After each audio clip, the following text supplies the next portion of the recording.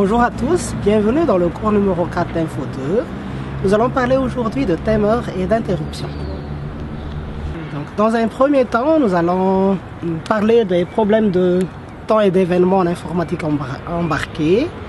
Et dans un deuxième temps, nous introduirons les timers. Dans le chapitre 3, on va voir l'utilisation d'un objet de type timer. Et dans le chapitre 4, on va voir l'utilisation de plusieurs timers en même temps. Dans le chapitre 5, nous verrons l'utilisation des objets de type ticker et dans un dernier chapitre, les interruptions externes matérielles. Le fonctionnement normal d'un programme, ça peut être interrompu selon deux critères, un critère temporel et un critère externe. Quand il s'agit d'interrompre le fonctionnement d'un programme régulièrement dans le temps avec une fonction, on utilisera les interruptions temporelles, le timer ou le ticker. Et dans le cas où il faut réagir rapidement au déclenchement d'un capteur, on utilisera les interruptions externes matérielles.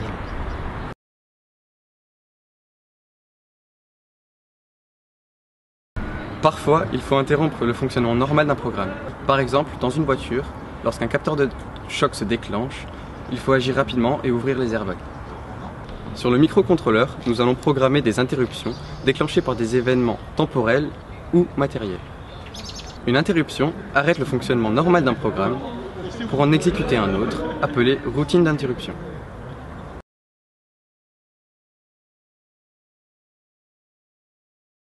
Les interruptions peuvent être hiérarchisées selon des priorités.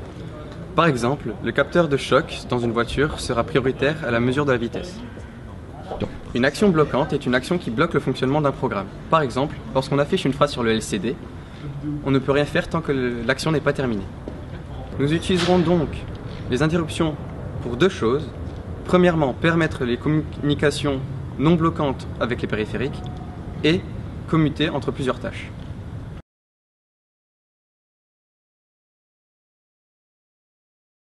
Dans cette seconde partie, nous allons parler des timers. Alors, les timers vont permettre par exemple de déclencher un compteur toutes les 10 millisecondes. Le comptage du temps se fait en arrière-plan. La plupart des microcontrôleurs possèdent des timers et des services d'interruption temps réel.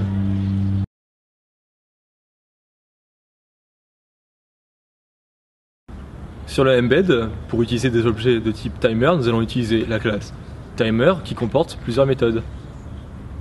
Alors pour les méthodes, il y a start qui déclenche le timer, stop qui l'arrête, reset qui le met à 0, read qui renvoie une valeur du compteur en secondes, read ms qui le renvoie en millisecondes et read us qui le renvoie en microsecondes.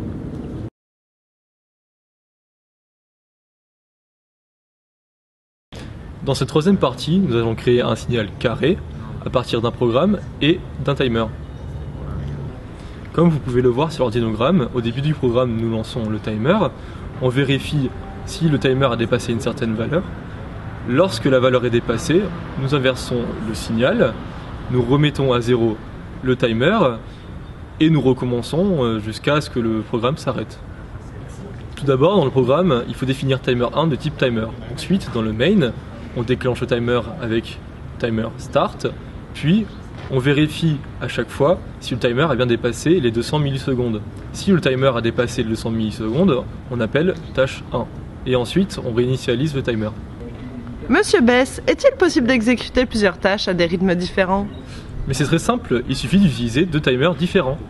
Par exemple, sur une voiture, l'injection d'essence est contrôlée toutes les millisecondes, alors que le niveau d'essence, lui, est contrôlé toutes les secondes.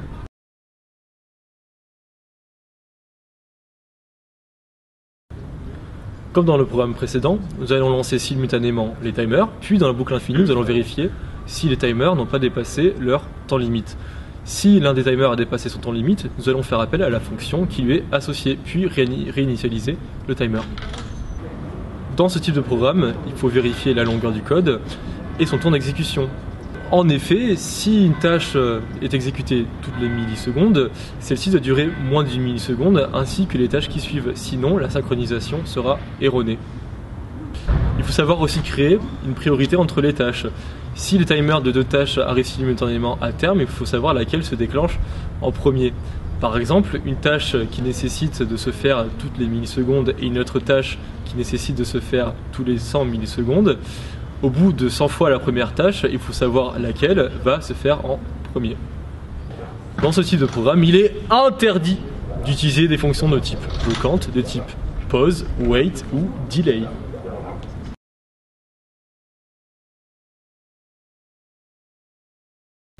Dans cette cinquième partie, nous allons parler des tickers. Précédemment, nous avons vu qu'avec les timers, il fallait en permanence surveiller le temps, ce qui ne sera plus nécessaire avec les tickers.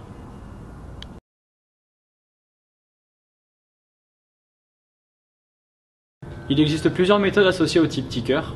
La méthode attache permet d'associer au ticker une fonction ainsi qu'un intervalle de temps précisé en secondes.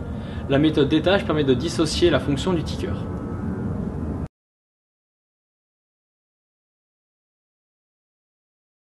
Dans ce programme d'exemple, nous allons générer deux signaux carrés de fréquences différentes. Pour cela, nous allons créer deux tickers, flipper 1 et flipper 2, respectivement associés aux fonctions task 1 et task 2.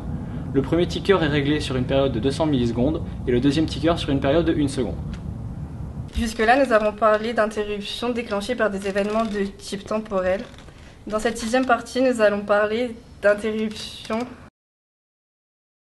externes, matérielles. Par exemple, l'appui sur un bouton poussoir interrompra le programme principal et permettra l'exécution d'une routine spécifique. Ce type d'interruption est utilisé pour assurer une réponse rapide à un événement extérieur.